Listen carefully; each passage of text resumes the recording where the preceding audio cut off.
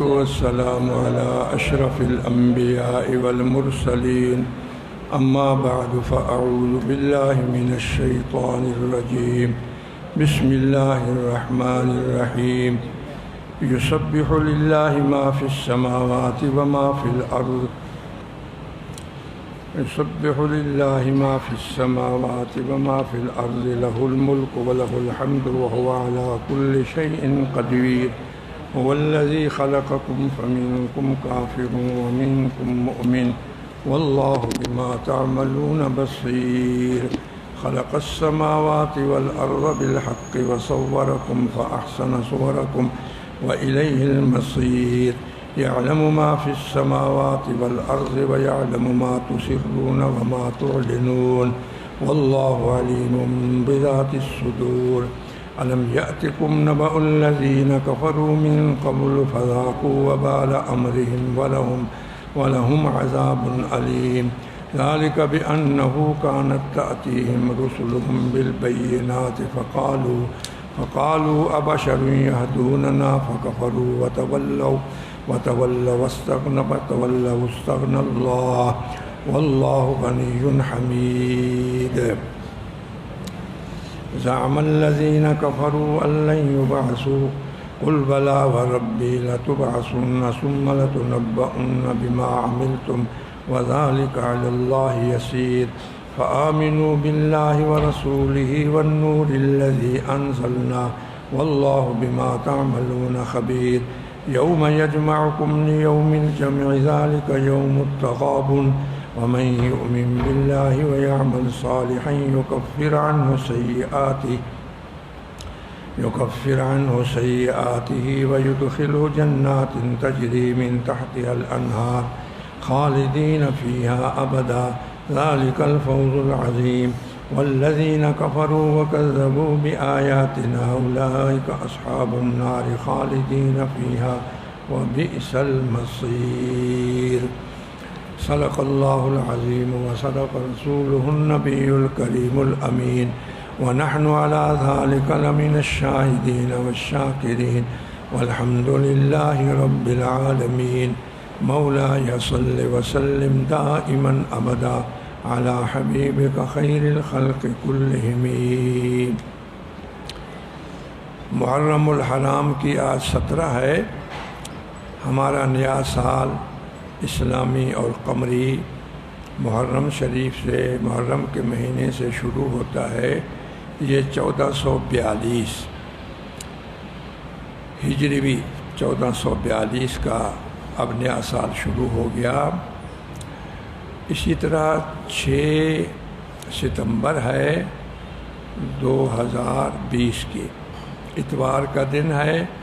حسب معمول درس قرآن ہے اور 9 بجے ہم شروع کر رہے ہیں. سورۃ تغابن 28ویں پارے کی سورت ہم نے اس کا پہلا رکوع تلاوت کیا ہے.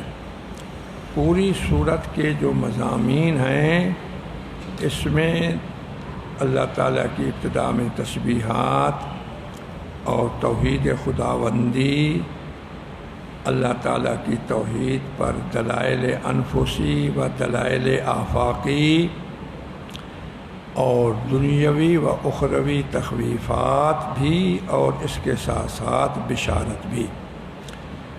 ایمان کی بھی تلقین ہے، اتباع رسول کی بھی تلقین ہے اور اس سعادت کے حصول کے لیے جو موانع بن سکتے تھے، رکاوٹیں بن سکتی تھیں اتباع رسول صلی اللہ علیہ وسلم اور ایمان لانے میں جو رکاوٹوں کا ایک تھوڑا سا وسوسہ ہو سکتا تھا، ان رکاوٹوں کو بھی علمی دلیل سے رفع کیا گیا.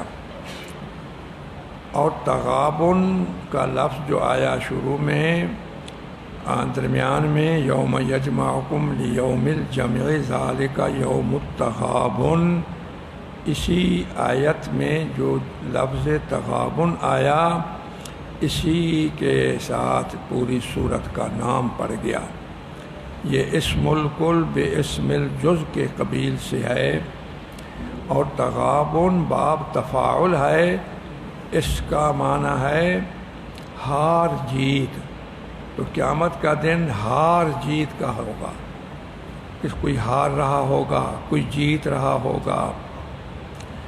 پہلا رکوع ہم نے پڑھا جس کی 10 آیتیں ہیں، اس میں تسبیحات و توحید خداوندی اور دلائل اور اللہ تعالیٰ کے خواص علمیہ کہ اللہ تعالیٰ کے خاص یہ عالم الغیب ہونا، ما فی الصدور کا عالم ہونا، یہ اللہ تعالیٰ کا خاصہ علمی دنیاوی تخویف بھی ہے، اور سبب عذاب بیان کیا، وہ کیا؟ قیامت کا انکار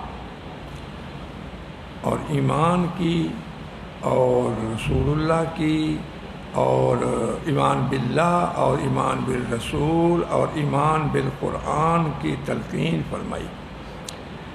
اب پہلی آیت ہم کاپی کے حصے کو پڑھ رہے ہیں، یسبح للہ ما فی السماوات و ما فی الارض، زمین اور آسمانوں کی ساری مخلوق اللہ کی تسبیح اور اس کی پاکیزگی بیان کر رہی ہے۔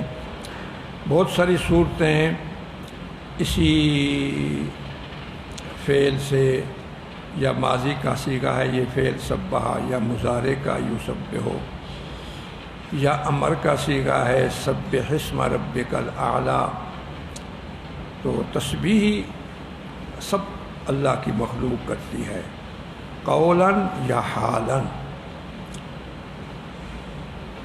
آگے فرمایا لہ الملک، صرف اسی کی ہے حکومت اور بادشاہی، اسی کی ہے، اور اسی کی ہے حمد، اور وہ اوپر ہر چیز کے قادر ہے۔ تین تخصیصات اللہ تعالیٰ کی، اللہ ہی کی حکومت ہے، اللہ ہی کی تعریف ہے، تو حکومت اور کسی کی نہیں، تعریف اور کسی کی نہیں۔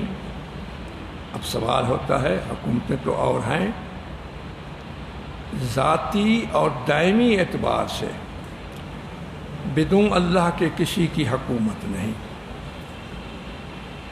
دائمی تو کسی کی نہیں ہوتی۔ آج اسی پاکستان کی حکومتیں دیکھو، کتنی وزیر اعظم آئے، کتنی صدر آئے، پوری دنیا کا نقشہ دیکھو تو ہمیشہ بھی اسی کی ہے، اور ذاتی بھی اسی کی ہے۔ یہاں حکومتیں اگر کسی کو ملتی ہیں تو دوسرے لوگ اس کو بناتے ہیں ووٹوں کے ذریعے سے، یا بادشاہت ہے تو باپ کے جانشینی ہونے پر، اور پھر موت آ گئی یا چھن جاتی ہے۔ اللہ تعالیٰ کی جو ملک ہے اور حکومت ہے، نہ کسی نے اللہ کو دی، نہ ہی اللہ سے کوئی چھین سکتا ہے، بلکہ اللہ ہی دوسروں کے حکومتیں توڑتے رہتے ہیں۔ جی قل اللہم مالک الملک تؤتی الملک من تشاء وتنزع الملک ممن تشاء وتعز من تشاء وتذل من تشاء بیدک الخیر انک علی کل شیء قدیر۔ حمد بھی صرف اللہ کی، کیونکہ دوسروں کی جو حمد ہوگی وہ کسی اس کے کمال یا اس کی صفت پر ہوگی، لیکن اس کا کمال اور اس کا صفت غیر اختیاری، اس کے اپنے اختیار میں بھی نہیں، اور غیر دائمی، ہمیشہ بھی نہیں۔ اور اللہ تعالیٰ کی جو صفات ہیں وہ اختیاری بھی ہے اور دائمی بھی ہیں، اس لحاظ سے تخصیص صرف اللہ کی، وَلَهُ الْحَمْدُ وَهُوَ عَلَىٰ كُلِّ شَيْءٍ قَدِيرٌ۔ تیسرا جملہ اللہ ہر چیز پر قادر ہے، کوئی مخلوق میں سے ایسا نہیں جو ہر چیز پر قادر ہو۔ اگر کسی جگہ پر کچھ قدرت کا کسی کا اظہار ہوتا ہے، لیکن وہ بھی عارضی اور وہ بھی ادھورا۔ مکمل قدرت اور دائمی قدرت اللہ کی، اور ہر چیز پر۔ ایک بات آپ کی علم میں لانا چاہتا ہوں، حضرت نانوتوی رحمۃ اللہ علیہ کا حیات کا دور تھا، تو غیر مسلمین کی طرف سے، کبھی عیسائیوں پادریوں کی طرف سے، کبھی ہندوؤں بت پرستوں کی طرف سے اسلام پر بڑے بڑے اعتراض کیے جاتے تھے، کتابیں بھی لکھی گئیں۔ جی، دیانت سرسوتی ایک تھا، وہ ہندوؤں کا یا بدھ مذہب کا تھا، اس نے قرآن مجید پر اول سورۃ فاتحہ سے، سورۃ بقرہ سے لے کر کے سورۃ والناس تک اس بدبخت نے، منہ پھٹ نے قرآن پر اعتراضات کیے اور چیلنج کیا، اے مسلمانوں اس کا جواب دو۔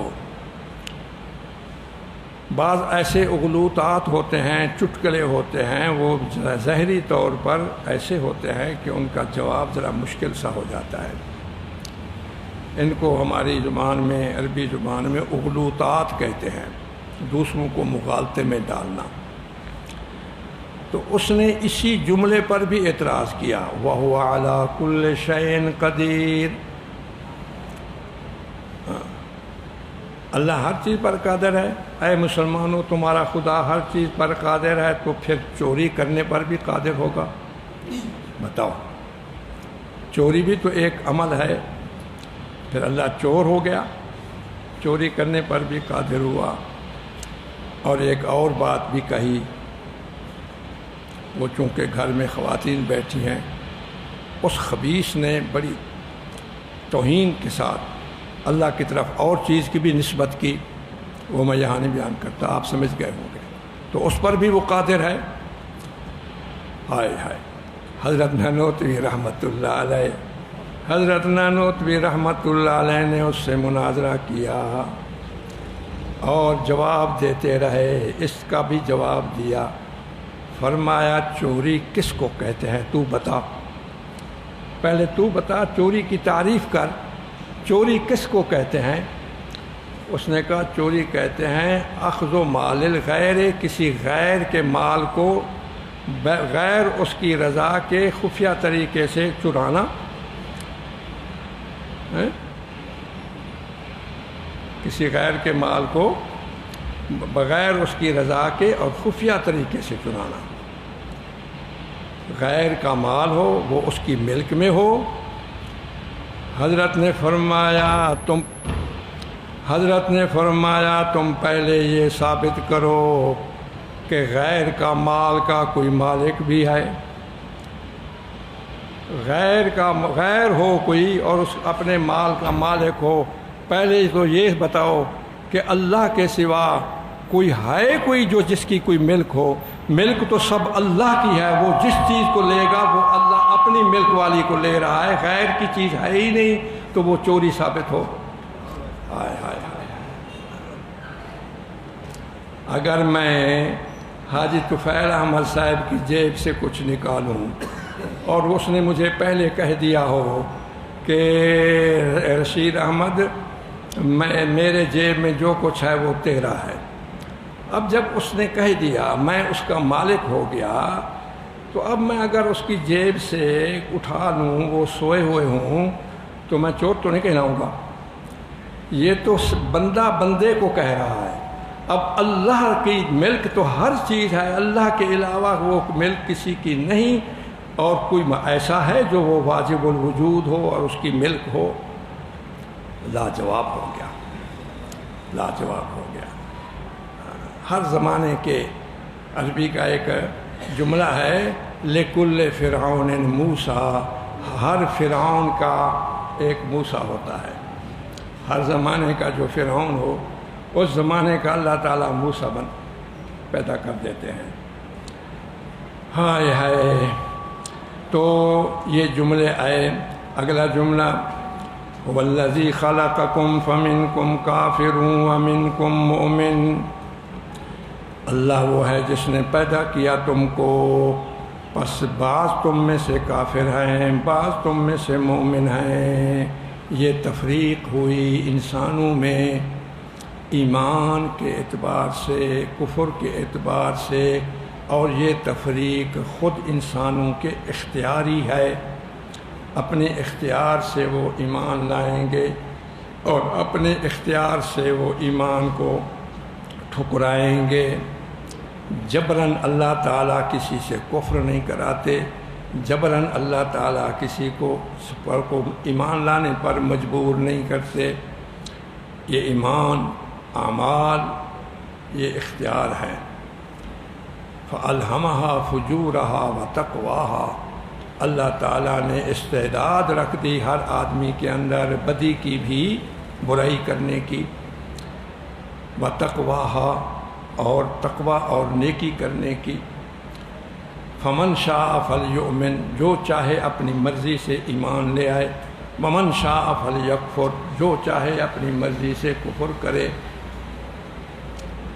پرانے باطل مذاہب میں سے ایک ہی زمانے میں دو مذہب تھے آپس کے ضدین.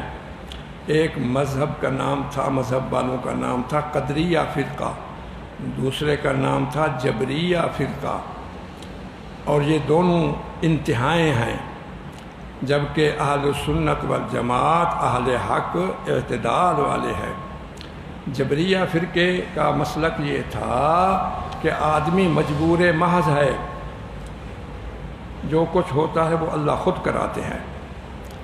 قدریہ فرقے والوں کا یہ تھا آدمی مختار کل ہے، جو کچھ کرتا ہے اپنے اختیار سے کرتا ہے، اللہ کا اس میں دخل نہیں ہوتا. اہل سنت والجماعت کا مسلک اعتدال والا، نہ بالکلیہ انسان مجبور محض ہے، نہ بالکلیہ انسان قادر مطلق ہے. تو انہوں نے یہ سیدنا علی رضی اللہ تعالی عنہ سے بھی اس قسم کا سوال ہوا. سیدنا علی رضی اللہ تعالی عنہ کی خدمت میں ایک شخص آیا اور اس نے کہا انسان کتنا قادر ہے اور کتنا مجبور ہے. سبحان اللہ. حضرت علی تو باب العلم ہے نا، وہ کھڑا تھا. حضرت نے فرمایا سوال پھر کر ایک ٹانگ اٹھا کر کے. آدمی اگر جوان ہو تو ایک ٹانگ پر کھڑا ہو جاتا ہے، ایک ٹانگ نیچے رہنے دے، قدم تیرا زمین پر ہو، اور ایک ٹانگ اٹھا کر کے سوال کر. پھر اس نے سوال کیا کہ کتنا آدمی مجبور ہے، کتنا آدمی اختیار میں ہے. حضرت نے فرمایا اب اسی ٹانگ کو اوپر رہنے دے، اب دوسری ٹانگ بھی اٹھا. اس نے کہا وہ تو نہیں اٹھ سکتی. فرمایا اتنا ہی وہ قادر ہے جتنا تو نے ایک ٹانگ اٹھائی، اور اتنا ہی وہ مجبور ہے جتنا کہ تو دوسری اٹھانے پر قادر نہیں ہے. انسانی اعمال، انسانی افعال میں بندے کو فی الجملہ اختیار بھی ہے اور فی الجملہ اس کو اختیار بھی نہیں. تو اہل سنت والجماعت نے اس مسئلے کو سمجھانے کے لیے دو لفظ تعبیر فرمائے. ایک ہے کسب فعل اور ایک ہے خلق فعل. کسی فعل کا خود عمل کی طرف متوجہ ہو کر کے اس فعل کو کرنے کا آغاز کرنے لگا کہ یوں کرتا ہوں میں، چاہے وہ فعل صالح ہے، عمل صالح ہے، اس کو آغاز کرنے لگا ارادے کے ساتھ اور بڑھنے لگا، جس سے وہ عمل اس سے صادر ہو جائے. یہ کسب فعل ہے، کسب. پھر اس عمل کی توفیق مل جائے اور اس کے اعضاء سے وہ عمل تخلیق میں آ جائے، یہ ہے خلق فعل. ہائے ہائے، تو بندہ کاسب افعال تو ہے، بندہ کاسب افعال ہے، خالق افعال نہیں۔ خالق افعال کون ہے؟ اللہ۔ واللہ خلقکم وما تعملون، اللہ نے تم کو پیدا کیا ہے اور ان کو بھی پیدا کیا جو تم عمل کرتے ہو۔ یہی مسئلہ حضرت اقدس حضرت حکیم الامت مولانا اشرف علی تھانوی رحمۃ اللہ علیہ کی خدمت میں بھی آیا، انہوں نے پھر اپنے انداز سے سمجھایا، اور وہ بڑا ضدی تھا۔ اس نے کہا یہ کیسے ہے؟ اللہ تعالیٰ پھر ہم سے گرفت کیوں کرتے ہیں جب ہمارے اختیار میں نہیں؟ پھر گناہ کیوں لکھا جاتا ہے؟ اگر کوئی گناہ ہم سے ہوا وہ اللہ کے حکم، اللہ کے توفیق سے ہوا۔ اللہ تعالیٰ نے قدرت دی ہمیں چوری کرنے پر، بدکاری کرنے پر۔ ہائے ہائے، حضرت کے پاس کتابوں کا ایک بہت بڑا بکسہ، کوئی بکسہ پڑا تھا، بوجھل، بہت بوجھل تھا۔ حضرت نے تھوڑی دیر کے بعد اس کو باتوں میں الجھائے رکھا، فرمانے لگے یہ میرا بکسہ ہے، اس کو چوری نہ کرنا۔ وہ چور قسم کا آدمی ہوگا شاید، ورنہ میں تجھے پکڑواؤں گا اور تجھے میں سزا دلواؤں گا۔ اس نے کہا جی میں سزا وغیرہ سے نہیں ڈرتا، میں تو چوری کر کے دکھاتا ہوں، ابھی کر کے دکھاتا ہوں۔ اس نے بکسے کو اٹھانے کی نیت سے بکسہ کو پکڑا تاکہ میں اس کو چھین کر کے لے جاؤں، ڈکیتی کی حیثیت میں۔ وہ اٹھایا نہیں جا سکتا تھا۔ اس نے کہا جی مولانا میں آپ کے وہ سے دھمکی سے میں ڈرتا نہیں، میں تو اس کو اٹھا کے لے جاؤں، میں ڈرتا نہیں کہ آپ مجھے پکڑوائیں یا سزا دلوائیں، البتہ مجھ سے اٹھوایا نہیں جا سکتا، اگر اٹھوا لیں گے تو میں لے جاؤں گا۔ حضرت نے فرمایا چلو میں اٹھوا لیتا ہوں۔ اس نے پکڑا، حضرت نے بھی تھوڑا سا سہارا دیا، وہ اٹھا کر کے لے جانے لگا۔ پھر اس کو بلایا، فرمایا تجھے مسئلہ سمجھانا تھا، اب مسئلہ سمجھ آ گیا۔ اب اگر تو اٹھا کے لے جا گیا، اگرچہ وہ میری ہی مدد سے، میری ہی امداد سے، نصرت سے، تو بتا جب میں نے پہلے کہہ دیا تھا کہ اس کو نہیں اٹھانا تو میرا حق تھا نا تجھے پکڑنے کا؟ ہاں تھا۔ فرمایا بس یہی بات ہے، اللہ تعالیٰ نے جرائم اس کو منع کر دیا، یوں نہ کرنا، یوں نہ کرنا، یوں نہ کرنا۔ اب اگر کوئی آدمی اللہ کی نافرمانی کرتے ہوئے کوئی جرم کرے، پھر وہ جرم کرے، اب جب جرم کرنے لگے گا تو توفیق اللہ ہی دیں گے، جس طرح میں نے تجھے بکسہ اٹھانے کی مدد کی، توفیق اللہ ہی دیں گے۔ اب اس جرم کے بعد بتاؤ اللہ کو یہ حق بنتا ہے اللہ کا کہ تجھے وہ پکڑے؟ یہ تو نہیں کہہ سکتے اللہ نے توفیق دی، کیونکہ اللہ نے پہلے فرما دیا تھا۔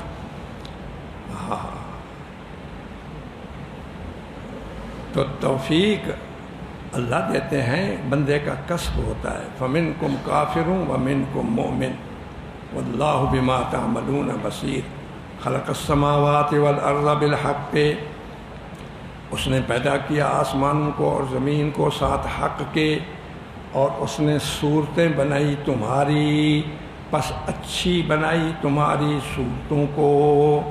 وَإِلَيْهِ الْمَصِيرُ، اور اللہ ہی کی طرف پھر جانا ہے۔ اس میں 3 دلائل دیے، 2 آفاقی اور 1 انفسی۔ آسمان سے جو دلیل پیش کی جاتی ہے یہ آفاقی دلیل ہے، زمین کی تخلیق سے جو اللہ اپنی توحید پر دلیل قائم کریں یہ بھی آفاقی ہے۔ البتہ پھر فرق ہے، ایک اوپر کی مخلوق کا حوالہ دینا، اس کو دلیل آفاقی علوی کہتے ہیں، اور ایک نیچے کی مخلوق کی تخلیق کا حوالہ دینا، زمین، اس کو دلیل آفاقی سفلی کہتے ہیں۔ تو آسمان کی تخلیق اور زمین کی تخلیق حق کے ساتھ، اور جو انسانی جان اور انسانی ذات کے حوالے سے اللہ اپنی قدرت کی دلیل قائم کریں، یہ دلیل انفسی کہلاتی ہے۔ وَصَوَّرَكُمْ، اللہ نے تمہاری صورتیں بنائیں، فَأَحْسَنَ صُوَرَكُمْ، اور اس نے تمہاری صورتوں کو حسین بنایا۔ صور جمع صورت ان کی، سبحان اللہ۔ تمام مخلوقات میں سے اللہ تعالیٰ نے انسان کی جو تخلیق فرمائی اور جو اس کی صورت بنائی وہ باقی تمام مخلوقوں سے حسین ہے۔ باطنی اعتبار سے اس